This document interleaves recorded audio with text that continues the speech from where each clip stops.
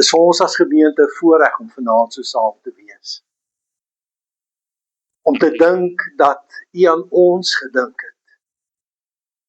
Dat U aan ons klompie wat hier sit vanaand, hier in Nelspruit, het U gedink. Toe Jesus aan daardie kruis sterf, toe was ons op U gedagte gewees. Wat 'n voorreg, wat 'n wonderlike idee, wat 'n waarheid, dat U ons ken en dat U van ons weet. My begeerte vanaand is, Heilige Gees, dat U in en deur ons sal beweeg, dat U my sal wegvat, dat dit nie oor my gaan nie, maar oor U en U alleen, en dat U verheerlik word. Vra dat die engele 'n laar rondom hierdie plek trek, en dat U teenwoordigheid sal neerdaal in ons midde vanaand. Ons is lief vir U, ons wil U wil doen, ons wil wandel in U weë. Dis die begeerte van ons hart, in Jesus naam, amen. Ek wil jou vra dat jy saam met my jou Bybel sal oopmaak, en ek wil graag vanaand 2 gedeeltes vir ons lees. Ek wil begin by Lukas 24, die heel laaste gedeelte van Lukas, en ek wil so 3 versies lees, 4 versies lees, daarvan vers 50 af.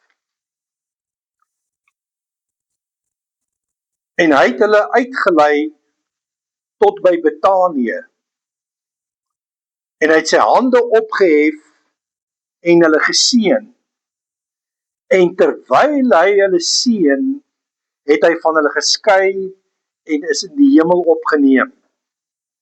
En hulle het hom aanbid en na Jerusalem teruggegaan met groot blydskap. En hulle was gedurig in die tempel en het God geprys en gedank.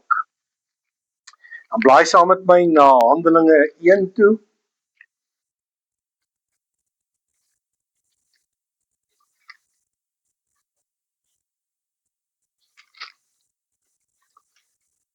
En ek wil daar net ook 'n paar versies vir u lees.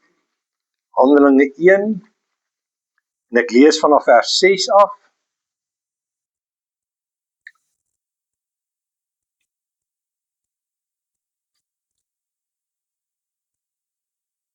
Is julle reg? Handelinge 1, vanaf vers 6. En die wat by mekaar gekom het, vra hom toe en sê, Here, gaan nie in hierdie tyd die koninkryk vir Israel weer oprig?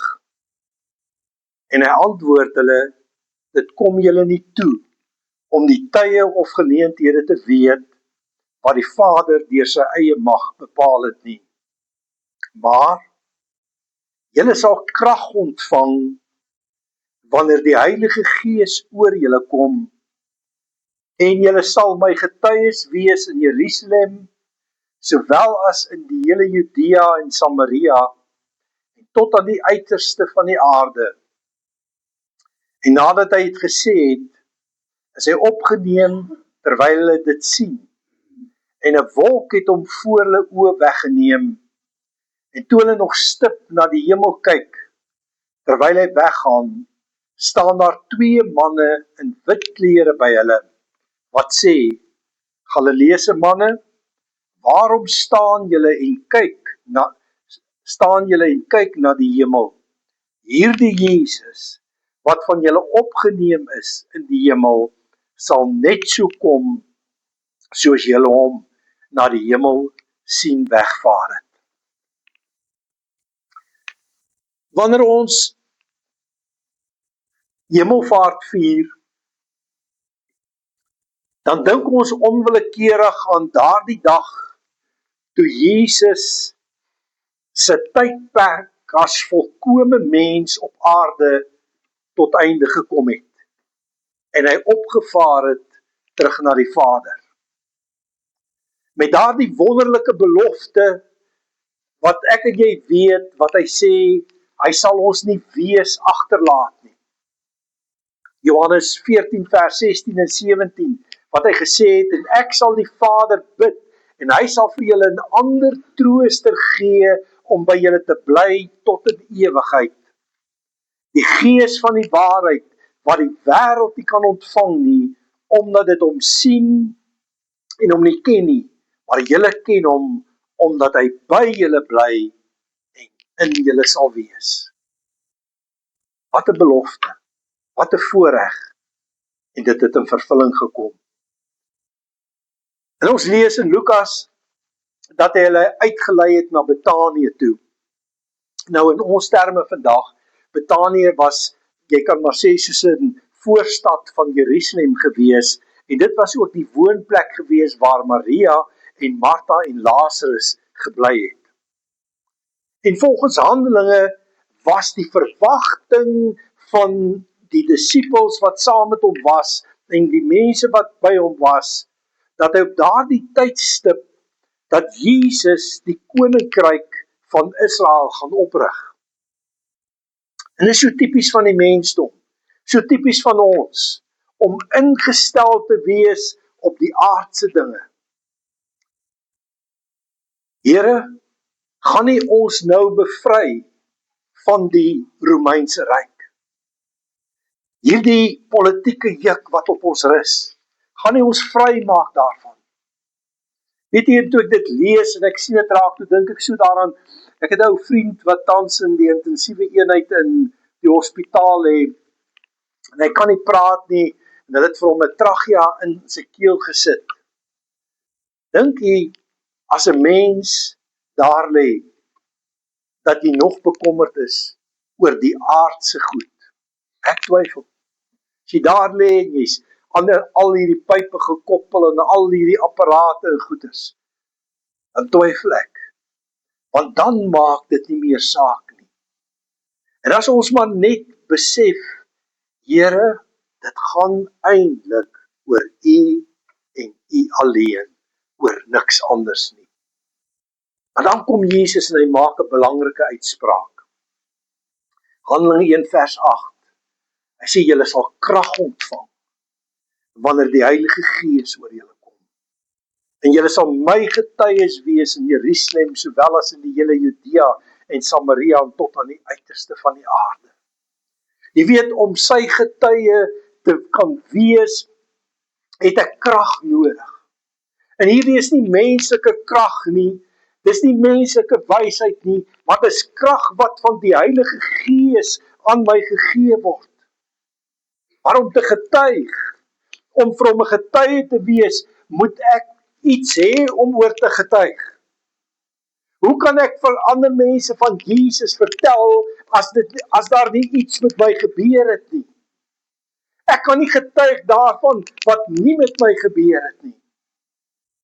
En daarom glo ek, moet ons 'n ontmoeting met die lewende God hê.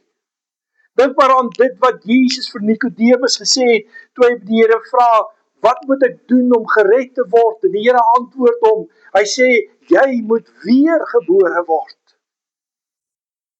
En soms maak ons dit so gecompliseerd. Die vraag is, het jy met 'n opregte hart na die Here gekom en gesê, Here, ek is verlore, Here, ek het gesondig, Here, ek het droog gemaak, ek bely dit as sonde voor U, vergewe my, en ek nooi U om in my te kom bly. Dit beteken, dat wanneer ek in hom innooi, dat ons nooit weer dieselfde kan wees nie, want hy bly nou in my. Dink daaraan, 24 uur uit 24 uur is hy in my en jou. Sy Heilige Gees woon in ons.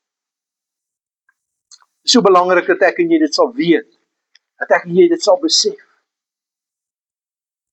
Dis hy wat my krag gee om 'n getuie vir hom te wees. Wat maak dat ek nie kan stil bly nie en vir ander vertel van dit wat hy vir my gedoen het. Toe ek 'n verlore sondaar was, ek het nie verdien nie, het hy aan my deur kom klop, sodat ek 'n verskil vir sy koninkryk kan maak. Hoekom ken ek nie die Vader nie? Hoekom kan ek nie in daardie krag wat Jesus beloof het, toe hy opgevaar het, beweeg en werk en opereer nie? En die antwoord is eenvoudig. Ek leef nie in 'n verhouding met hom nie. Ek ken nie die Seun nie. Ons wil seuns van God wees. Ons het nog nooit 'n oorgawe aan die Seun van God gemaak nie. Ons wil uitroep, onse Vader wat in die hemel is. Ons wil uitroep, Abba Vader, maar ons ken nie eens die Seun nie. Soek om Galasiërs 4 vers 6 verklaar. Dan kom ek beskryf hom vir jou soos wat die oorspronklike Grieks hom gee. En omdat julle volwasse seuns is, het God die gees van sy Seun uitgestuur in ons harte wat uitroep, Abba Vader. As ek sy seun is, dan beteken dit vanaand dat sy bloed vloei in my are, want hy is my pa. Ek is sy saad, ek is saad van sy saad. Kom ek verduidelik dit vir u so, en ek het dit al met 'n paar mense gedeel, wat die Here so op my hart gedruk het.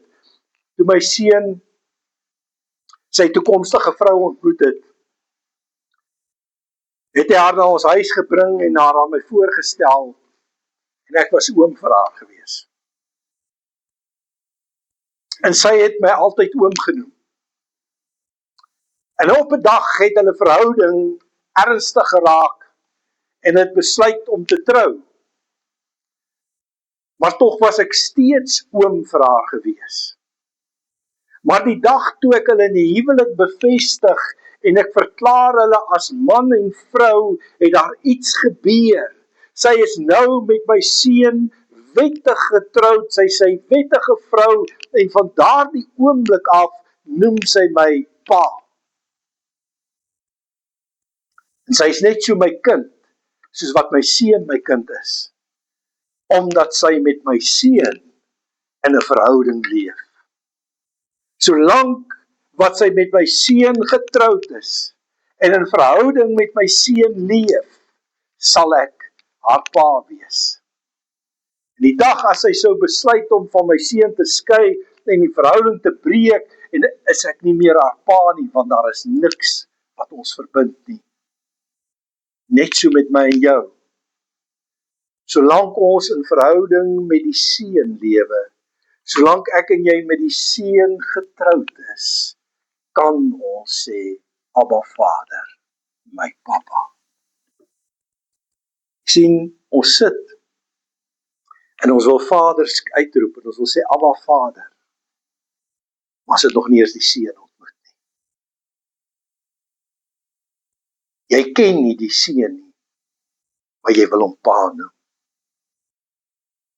Weet jy dat my seun en sy vrou se lewe verander het oor die jare wat hulle saam is?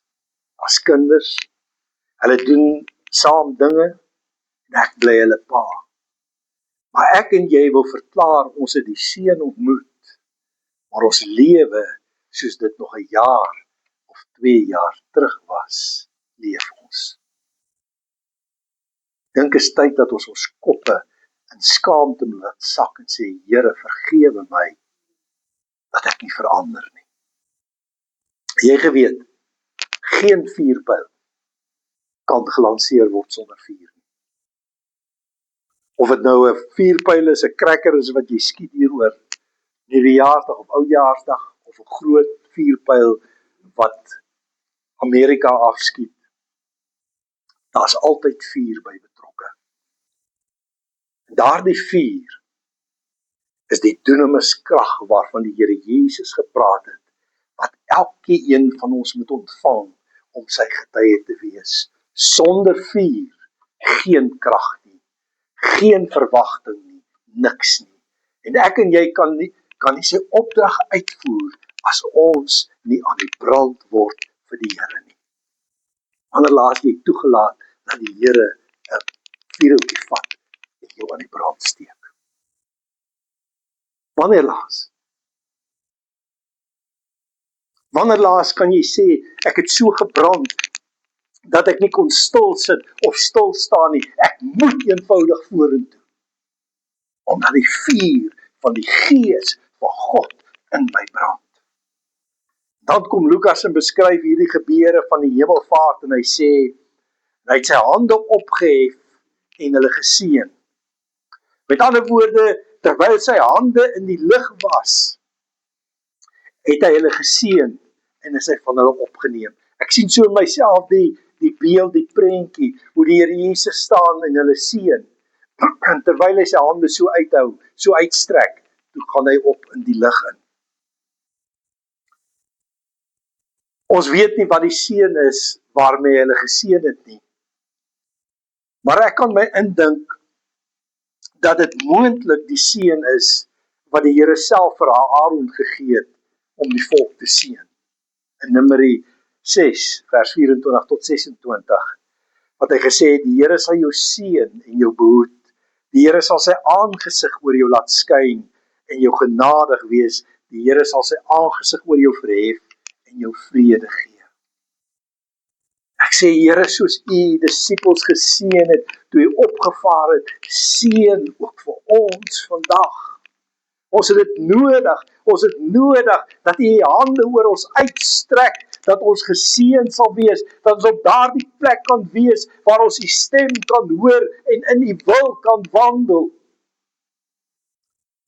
Ek het so gedink aan die gebed wat Paulus neergeskryf het en gebid het, in Kolossense 1 vers 9 tot 14. Wat 'n kragtige gebed, wat 'n seëning ook eintlik oor ons is, en ek gaan hom so 'n bietjie vir julle lees. Hy sê, daarom hou ons ook nie op nie, van die dag af dat ons dit gehoor het, om vir julle te bid en te vra, dat julle vervul mag word met die kennis van sy wil, in alle wysheid en geestelike insig. En ek sê, Here, vul my ook met kennis, en met u wil, en ek wil in die wysheid wil ek wandel, ek wil geestelike insig hê, want ek het dit nodig in hierdie tyd wat ons lewe. Miskien het jy dit nie nodig nie, ek het dit nodig. Ek het dit nodig om daagliks daarin te wandel, ek het daardie geestelike insig so nodig in my lewe. Skryf Paulus, hy sê, sodat julle waardiglik voor die Here mag wandel, om hom in alles te behaag, en julle in elke goeie werk vrug mag dra, en in die kennis van God mag groei. Here, ek wil graag waardig voor u wandel. Dis my begeerte om vrug te dra, en by dit alles dat ek in die kennis van God mag groei. Dat ek die woord bestudeer en voller word van u. Ek hoor iemand maak 'n uitspraak, en ek gaan dit sommer so direk vertaal in Afrikaans. Hy sê, 'n Bybel vol stof voorspel 'n vuil lewe. As jou Bybel daar lê, en hy's vol stof, en jy gebruik hom nie, dan voorspel dit een ding, 'n vuil lewe. Paulus skryf verder, hy sê, en met alle krag bekragtig word volgens die mag van sy heerlikheid, tot alle lydsaamheid en lankmoedigheid met blydskap. En ek sê, Here, ek het daardie Heilige Gees, dunamis krag in my lewe het ek nodig. Ek wil met lydsaamheid, ek wil met lankmoedigheid, en ek wil met blydskap gevul wees, om u seën aan die ander uit te dra, om 'n verskil te maak in mense se lewe. En Paulus skryf, hy sê dat ons die Vader mag dank wat ons bekwaam gemaak het om deel te hê aan die erfdeel van die heiliges in die lig. En ek sê, Here, omdat ek seun van God is, weet ek dat ek deel het aan die erfenis van die heiliges in die lig. Ek is mede-erfgenaam. Dan sê Paulus, hy wat ons verlos het uit die mag van die duisternis en oorgebring het in die koninkryk van die seun van sy liefde. En ek sê, dankie Here, dat u my uit daardie diepe donkerte uitgehaal het, en my verlos het, en my ingeplant het in die koninkryk van die seun, Jesus Christus. Dan sê hy, in wie ons die verlossing het, deur sy bloed, naamlik die vergifnis van die sondes. Dan sê ek, Here, dankie vir die kosbare bloed wat aan die kruis gevloei het vir my, dat U my verlos het van hierdie sondelas en dat U my sondes vergewe het. Here, ek ontvang die seën wat U uitgespreek het daardie dag toe U opgevaar het na die hemel. Dis ook vir my. Ek vat dit. Dan lees ons in Handelinge van 'n belofte wat ek glo elke wedergebore kind van God kan vat en vasklou met 'n groot verwagting. Hy sê, en toe hulle nog stip na die hemel kyk, as jy stip kyk, dan staar hy mos so. Terwyl hy weggaan, staan daar 2 manne in wit klere by hulle, wat sê, Galileese manne, waarom staan julle en kyk na die hemel? Hierdie Jesus van julle opgeneem is in die hemel, sal net so kom, soos julle hom na die hemel sien wegvaar het. Sien, ons almal moes al op een of ander stadium vir iemand tot sien sê. Met die wete in ons hart, ons gaan mekaar miskien nie gou weer sien nie. En daardie leemte wat dit skep, daardie waai vir iemand, totdat hulle uit die gesigsveld verdwyn het. Daardie aanhou kyk, al sien jy nie meer iets nie. En ek glo, dis die gevoel gewees wat die disippels gehad het, toe hulle sien, hier word hulle Messias weggevoer op 'n wolk die lug in. En dit bly staar, en dit bly kyk. Saam wees van 3 jaar se bediening, soveel wonders, soveel tekens gesien, en skielik is daar 'n leemte. Hy's weg. Hy's op die wolke, die lug in. Maar dan terwyl hulle nog so in die lug staar, staan daar skielik 2 manne in wit klere wat vir hulle sê. Ek dink dit was nogal 'n surprise geweest. Hier staan jy en jy kyk, jy's gekonsentreer, jy sien daar gaan jou Messias, jou leier, wat jy vir 3 jaar saam mee gestap het op die wolk en hy's weg. In die oomblik as jy kyk, staan hier 2 ouens met wit klere naas jou. Dit moes nogal iets gewees het.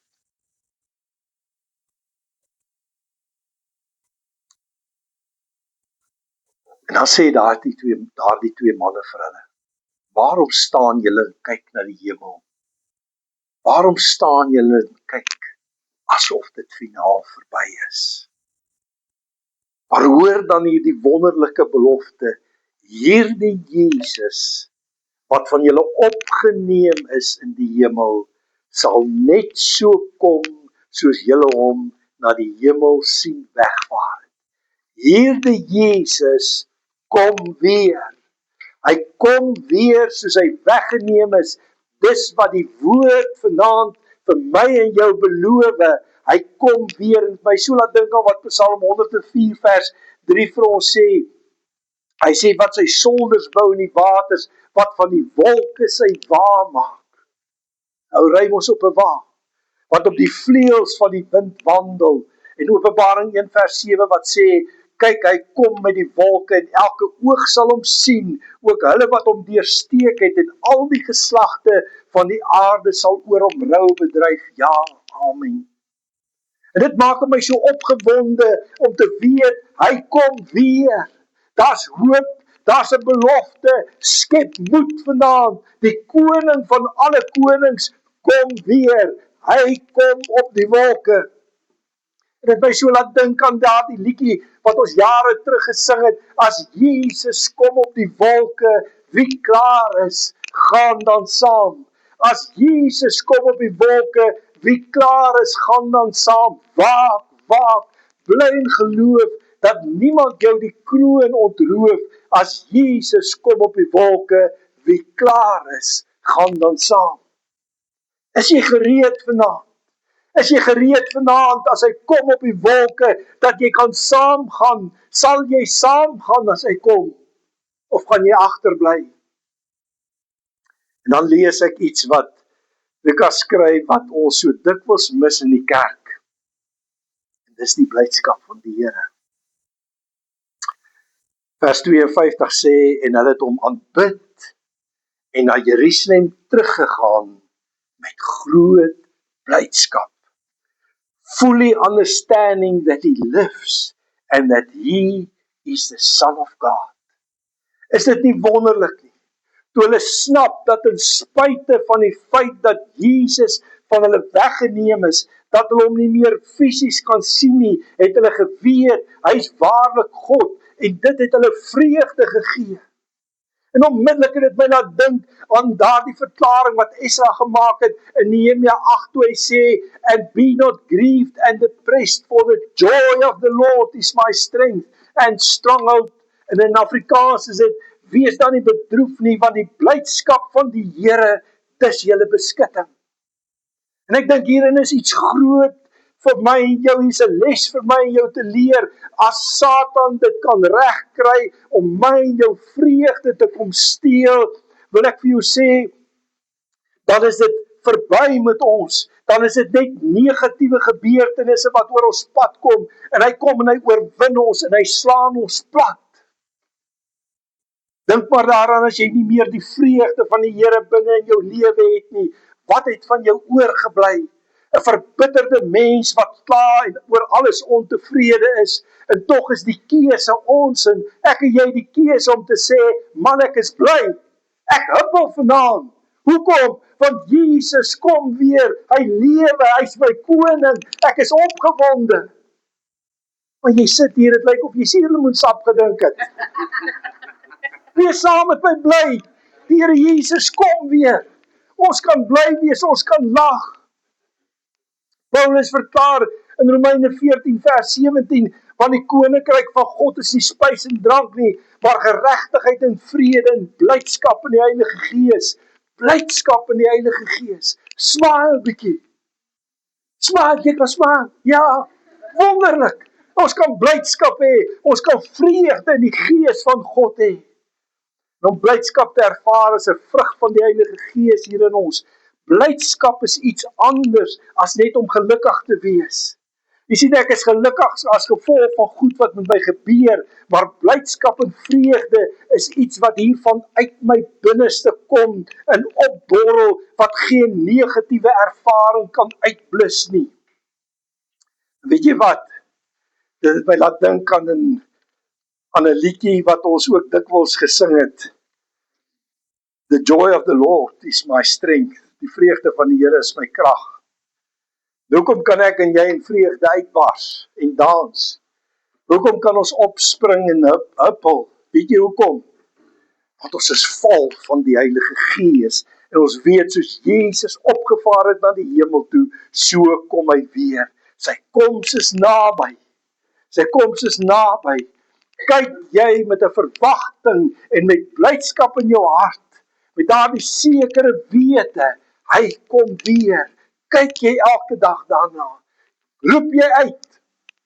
Dit borrel in my. Want ek is so bly. Jesus het my lief. Vir my het hy gesterf en gered van verderf. Ja, Jesus het my lief. Dit borrel in my, want ek is so bly. Jesus maak my lewe vry. Hy neem weg my sondeskuld. Dit borrel in my. Dit borrel in my en ek kan dit nie keer, want Jesus het my lief. Borrel dit vanaand in jou. Borrel jy vanaand van die Gees van God in jou. Borrel. Ek en jy moet opborrel van die Gees van God. Ons moet vol wees van die Heilige Gees. En ek gaan jou nou uitdaag. Ek gaan jou, hier kom dit nou. Ek gaan vir jou uitdaag vanaand, en ek gaan vir jou sê, die julle manne wat nog nooit 'n vlag gevat het nie, vanaand is jou kans. Vanaand is jou kans om vir die Here te sê, Here, dit borrel in my. Annelies, ek wil hê jy begin speel vir my daai eerste liedjie, en ek wil hê jy moet kyk en sê, is dit 'n werklikheid? En ek wil hê nie net sit en kyk nie, staan op. Staan op en sê, Here, ek wil vanaand hê dat dit in my lewe ook sal borrel en sal blydskap, en dat ek en jy vol sal wees van die Gees van God. Hoekom? Want Jesus kom weer. Hy's op pad. Hy's naby, hy kom weer. Dankie.